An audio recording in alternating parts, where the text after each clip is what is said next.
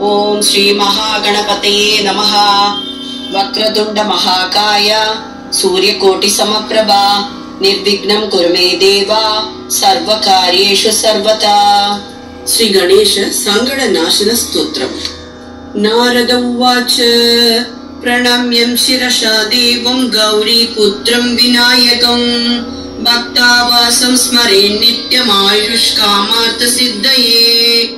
प्रथमं वक्रतुण्डं शयेकदन्तं द्वितीयकं तृतीयं कृष्णबिङ्गाक्षं गजवक्त्रं चतुर्दकं लम्बोदरं पञ्चमं च षष्ठं विगणमेचव सप्तमं विघ्नराजं च धूम्रवर्णं तथाष्टमं नवमं बालचन्द्रं च दशमं तु विनायकम् एकदशं गणपतिं द्वादशं तु गजाननं द्वादशैदानि नामानि त्रिशन्तयम् अपडे नरः न स विघ्नभयं तस्य सर्वसिद्धिकरं परम्।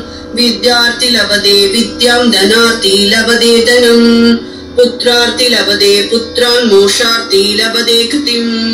जपेत् गणपति स्तोत्रं षट्भिर्मासैः बलं लभेत् संवत्सरणे सिद्धिं च लभते नात्र संशयः।